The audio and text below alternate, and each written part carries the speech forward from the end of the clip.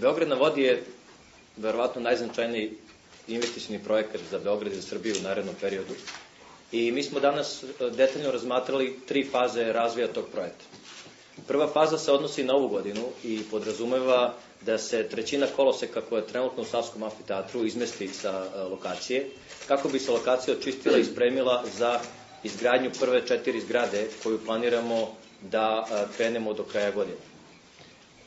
Druga faza podrazumeva završetak projekata o kojima je ministar Antić pričao, a to je završetak Prokopa, završetak ranžirne stanice Zemun i još nekoliko manjih projekata koje su bitni da se celokupan Savski amfiteatar oslobodi.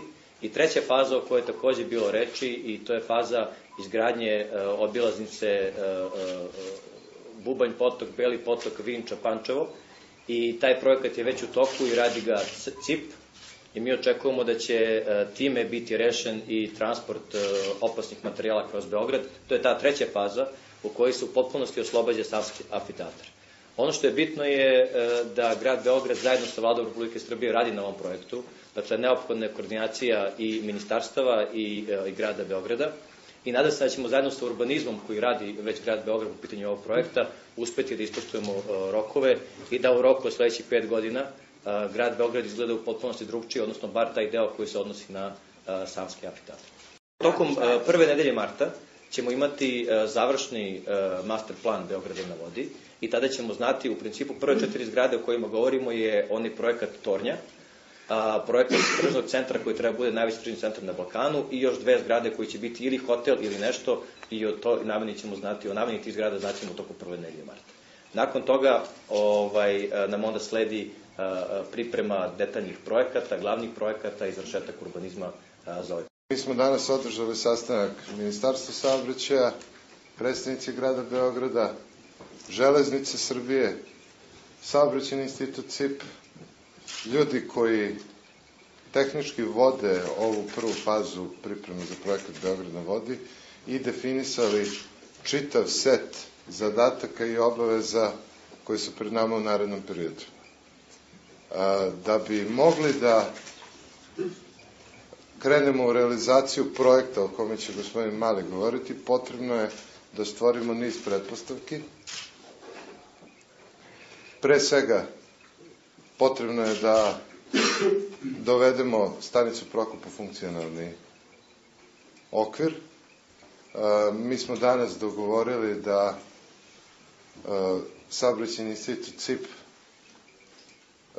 će raditi projekat stanične zgrade u Prokopu.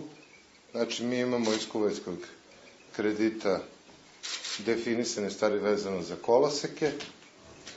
Neophodno je da definišemo samu staničnu zgradu.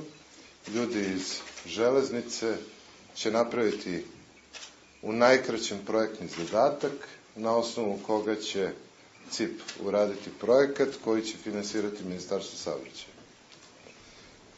Takođe, dogovorili smo da Saobraćajni institut CIP počne sa izradom projektne dokumentacije za izradu putničko-teretne stanice Zemun, koja je takođe neophodan preduslov da bi krenuli u radove vezano za realizaciju projekta Beograd na vodi. I treće što smo danas dogovorili da je u onoj najhitnijoj fazi je da CIP u najkraćem uradi projekat za izmeštanje onih koloseka u okviru lokacije koji se i trenutno ne koriste, kako bi Železnica već u toku marta počela sa izmeštanjem tih koloseka na toj prvoj fazi koja bi mogla da počne da se radi već u toku ove godine. Projekat Beograd na vodi. Najvećeg prioriteta za Srbiju i za Beograd, neophodna koordinacija svih državnih struktura, počeo od grada Beograda, preko Vlade Srbije, preko javnih sistema. Uvezali smo sve učesnike u celom projektu i spremni smo da radimo na tome 24 sata dnevno, jer ponavljam, Ovu priliku ne smemo da propustimo. Ukoliko bi propustili ovu priliku, to bi bio dokaz naše nesposobnosti kao društva da radimo velike razvojne projekte i nesposobnost ove generacije političara da izvedu zemlju iz krize.